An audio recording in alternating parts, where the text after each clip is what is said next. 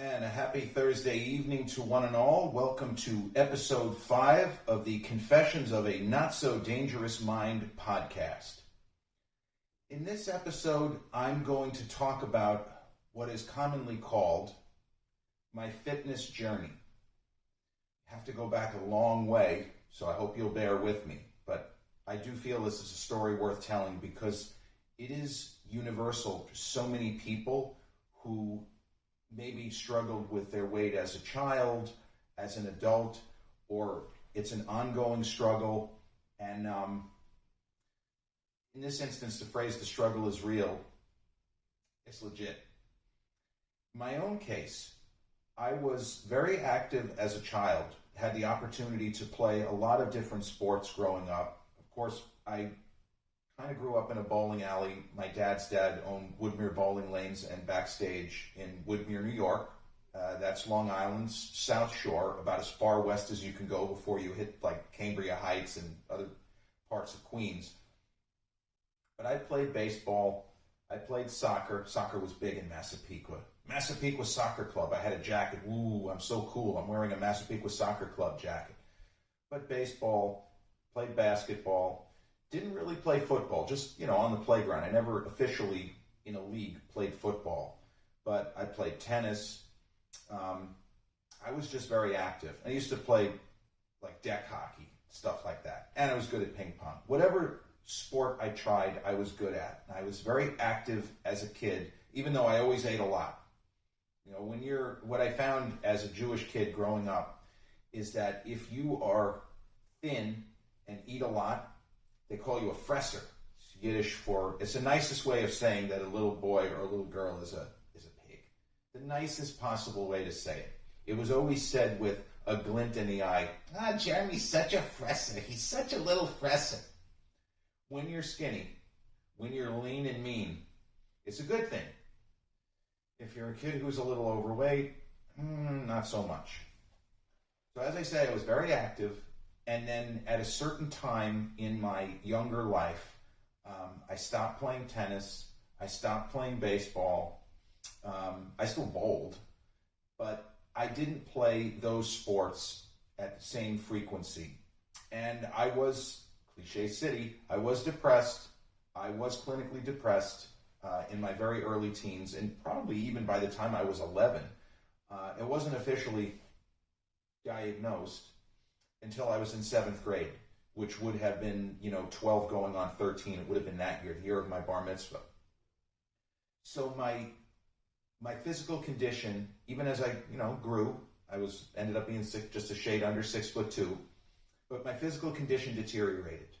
My mental state deteriorated, despite the fact that I was getting the treatment of good doctors who cared, psychotherapists who gave a crap, who worked with my parents, but I was a very angry and sullen and surly kid, very sarcastic, very much a child of Generation X, and I did not want to be helped. I wanted to have the freedom to be miserable and to spread misery upon others. And I did. I was really good at that, actually. I was good at making other people feel like crap, but didn't make me feel any better. So, get to my middle teens, and I'm still just rotten mood. I have no direction. I don't even know if I'm going to go to college. I'm not even sure I'm going to graduate high school. I was missing so many days. The year of 10th grade, would you believe I had 60 absences? 60! How did I graduate from 10th grade? Good question. I failed more than half my classes. And I did the same thing in 11th grade. How did I graduate? I have no idea. Maybe because I had been accelerated? Your guess is as good as mine. But my physical condition being crap, my lack of any kind of social life, and my belief, my unshakable belief that I would never, ever have a social life. I wouldn't have conventional friendships. I certainly would never have a young lady be interested in me, scumbag like me. No chance, no shot. And that, what I used to refer to as terrible knowledge, that terrible knowledge informed my behavior. I already knew I was screwed, so what's the point in even trying? What's the point of trying to do better when you know you are doomed to fail? Why waste your time? I would have argued with my older self. We could cross the space-time continuum and have me right now go back and try and talk some sense into me age 15, 16, 17. I mean, I could have beat the crap out of my younger self for sure. I would have throttled him. But he wouldn't have listened. Even if I told him, bro, you have no idea what's waiting for you. It's not what you think. It's not what you think. And you're wrong about every single thing you've ever said about dating, about relationships, about having a chance. You're wrong about everything, kiddo. Fuck you, I don't believe it. When I was 17, that was the year of 11th grade. I was a really good bowler. I got to bowl in the state finals up at Binghamton. Well, Vestal, but close to Binghamton. That was about the only good thing going, my bowling. But I still struggled to form normal friendships. I struggled to make eye contact with young women, people I may have had a crush on, which is normal. It's normal to not feel like, a stud or a superstar when you're trying to talk to a young lady, for example. But I just stare at the floor. That was me. I was 215 pounds at about 5'11". Now it's not morbid obesity. I understand that. And I'm not trying to portray myself as that because it wasn't the case. But I looked and felt horrible every day. I woke up depressed and miserable every day. And this even continued through the summer of '91, which was not a bad summer. I had formed new friendships, not really with any girls, but I'd formed new friendships. I had people that I trusted and people that I saw socially, thanks to being on the bowling team.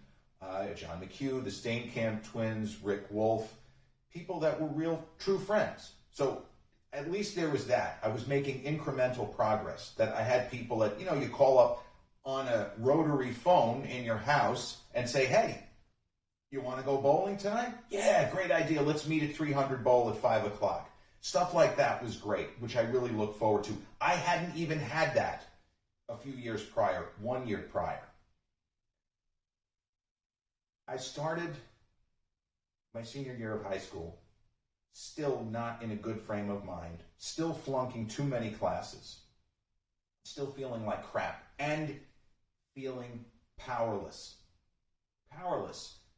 And somebody would say, well, Jarrett, you could stop eating bags of potato chips and, bowls of onion dip.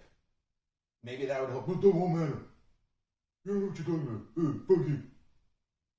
Me, age 17, in a nutshell, right there. The long story, made very, very short, is at the beginning of my senior year in high school, I developed a crush on a young lady who I had known only vaguely, and would forever know only vaguely.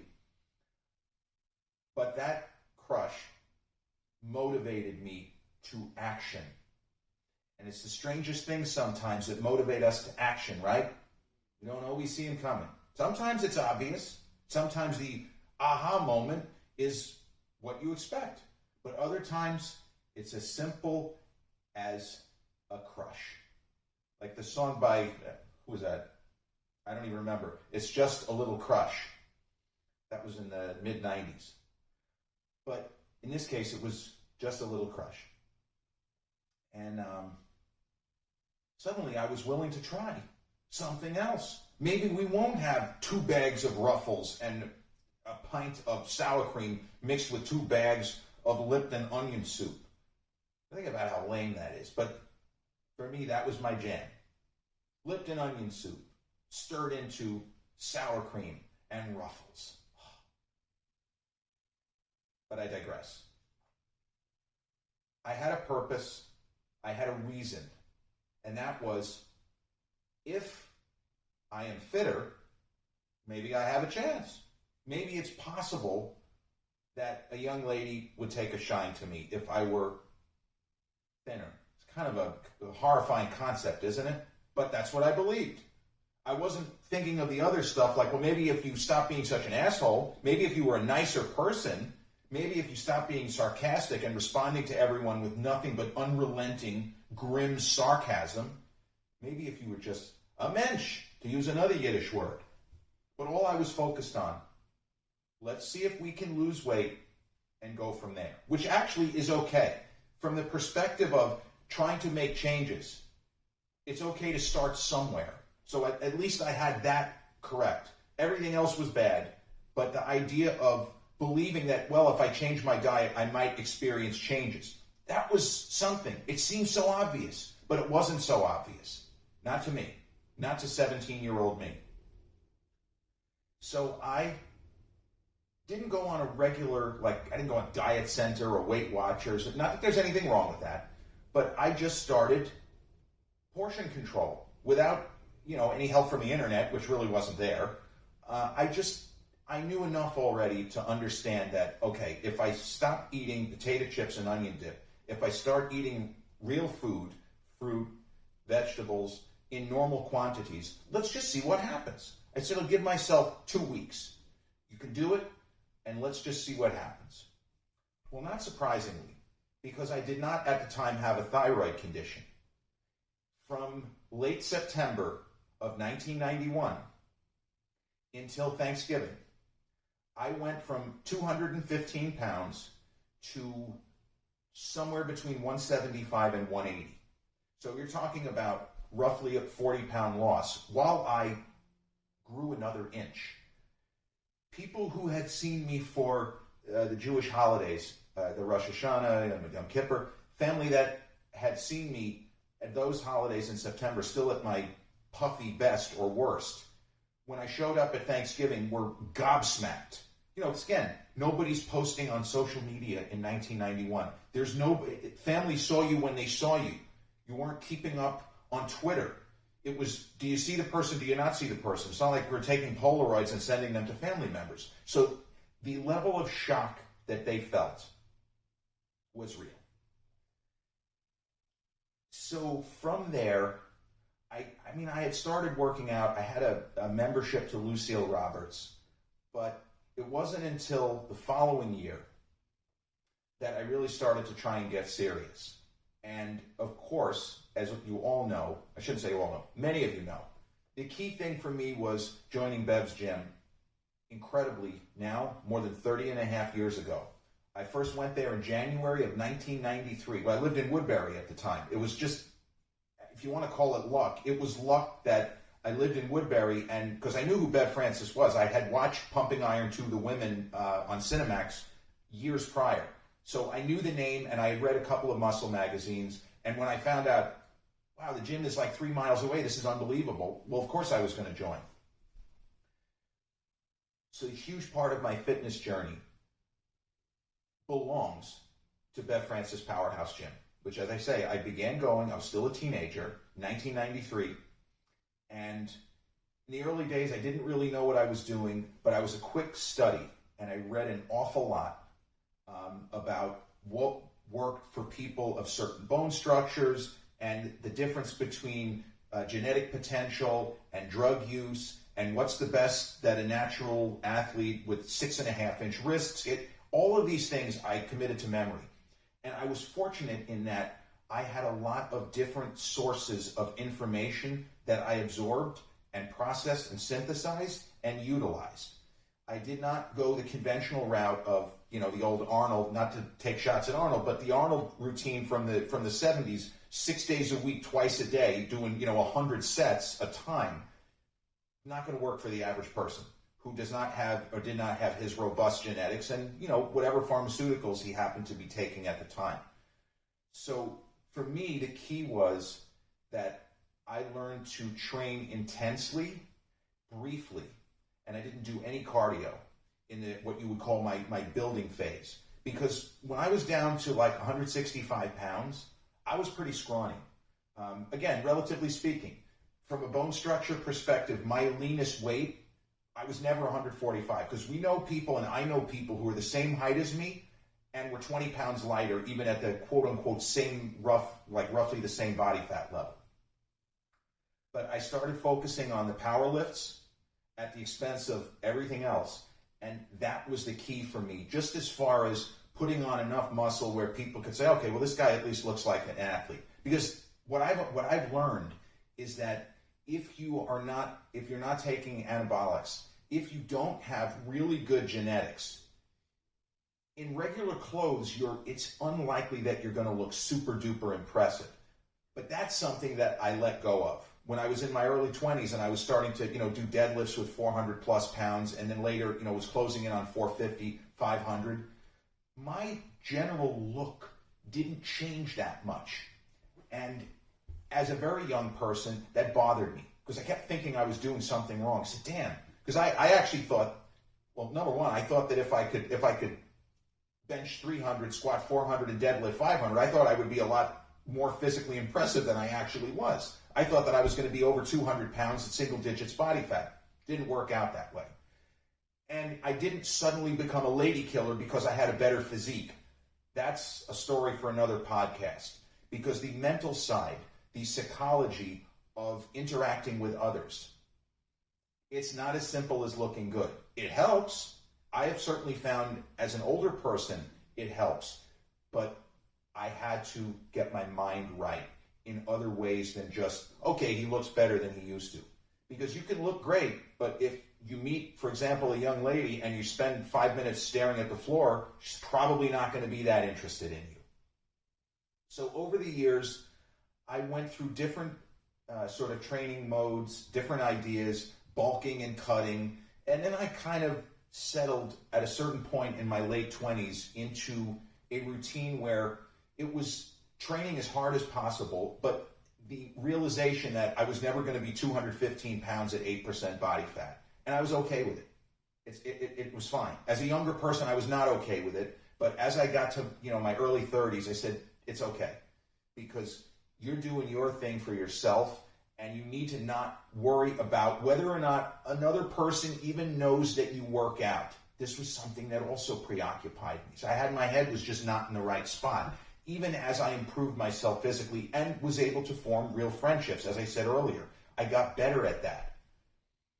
But the fitness journey is, to me, a key part of my existence. I love the gym. I love working out. And when I say the gym, yes, Bev's for all those years. I haven't been in Bev's since March of 2020. But I mean the whole process of working out, of being a physical being, of breathing, of being aware of your body's systems functioning properly, right? We're all pretty complicated machines, and it is extraordinary to think about how much effort we can put into an individual workout, and it doesn't make us not want to do it. If anything, it spurs us to keep going. And people always ask me, how do you stay motivated? I don't know. The joke is, and it might not be a joke, I always tell people somewhere along the line, I managed to trick my brain. It's like the movie The Matrix. Remember what the Oracle says to Neo? You're not here to make a choice. You're here because you've already made a choice. Somewhere along the line, when I woke up in the morning, I was no longer making a choice to go to the gym. It was understood that I was going. There was no choice to make. It was just a matter of getting there. And I don't know how that worked. And people always said, man, if you could bottle that up and give it to me, hey, I wish I could. Because I know there are so many people that struggle with everyday motivation. And I am an incredibly lucky individual. And I say this to people, and sometimes they get it, and sometimes they don't. I have the kind of lifestyle where I don't have any excuse to not be motivated. Because I know plenty of people, and guys from Bev's, and just people in general that I communicate with. Their lives are jam-packed every day with work, with family, with huge responsibilities, huge commitments. If I don't work out, in almost all cases, I can't blame life for preventing me from working out. Yes, it happens. Sometimes tragedy strikes, and sometimes shit happens that you have to take care of that must be prioritized over a workout on that day. But those situations are rare. So I am incredibly fortunate to be able to work out as I do. And, here I am in a new house, and I turned this room into an office, with all the posters and everything. I'm having fun chatting with you guys and getting the feedback. But I do cardio in the gym in the clubhouse of this development here. And then I have what I call a dungeon in the basement. And it's just fantastic. I'm looking forward to every morning waking up and working out and doing my thing. And what craziness am I going to try? How many reps am I going to try to get? Am I going to try to get 100 reps with 20-pound dumbbells for shoulder presses? But even at my age, I'm going to be turning 50 in 6 weeks, ladies and gentlemen, children of all ages. And I am still excited about my daily workouts. I'm still setting goals. I'm still trying to do things that I have not done. And it's a life that I never could have imagined for myself. I never could have imagined, I never thought I was going to be a homeowner. I never thought that I was going to have a normal life with normal relationships, get married. None of those things seemed real. It seemed like, that only happens for other people. Just like you could be fit, you could get into better shape, you can do it. I thought, no, that's only for other people. Derek Jeter used to always say, and I think it was the title of his autobiography, the life you imagine. And people like Arnold Schwarzenegger, who in Austria as a boy visualized the life he wanted. And when he ran into roadblocks, he didn't stop trying. And Derek Jeter, of course, had bumps in the road. He was very fortunate to get drafted by the Yankees, but the idea is nothing comes easy, worth having.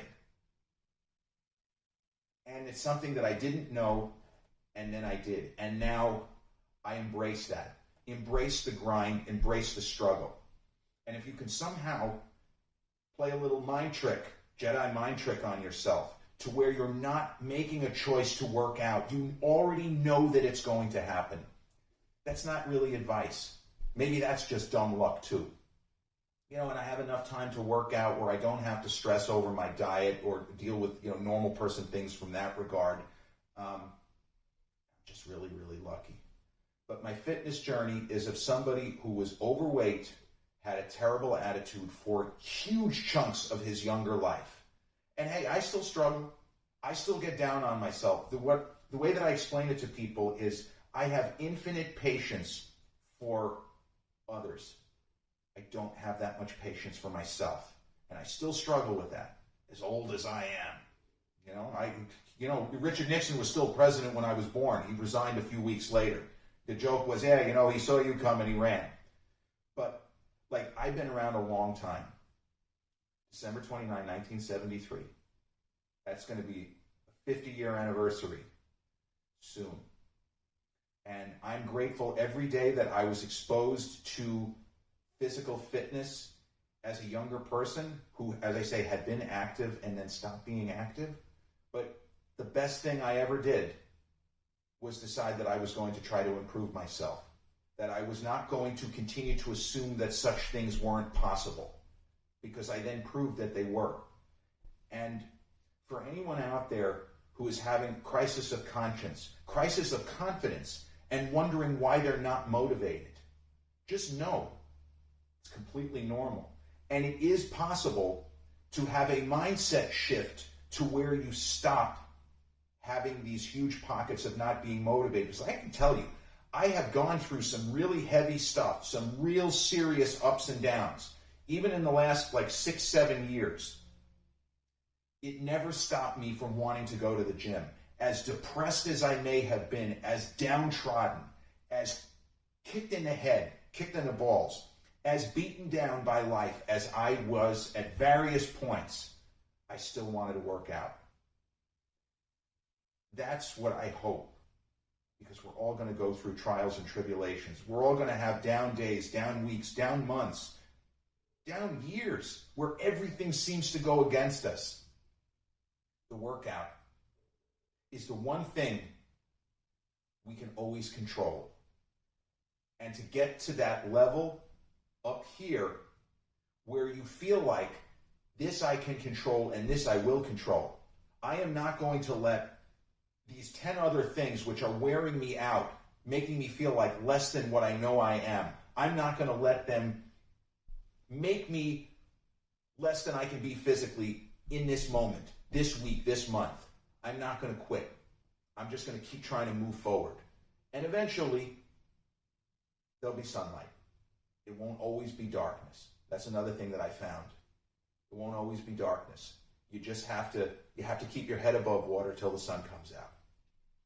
So I want to thank you for joining me for episode 5 of Confessions of a Not So Dangerous Mind, a little insight into my fitness journey, which is ongoing. You know, I had a great workout this morning, shoulder presses. Yeah, buddy, I was carrying on and screaming and yelling down there in the dungeon. I'm going to probably post a video to socials tomorrow, so you'll get to see what I'm talking about. But I hope you have a great evening, and I hope that you are motivated or can get motivated and then stay motivated. Peace.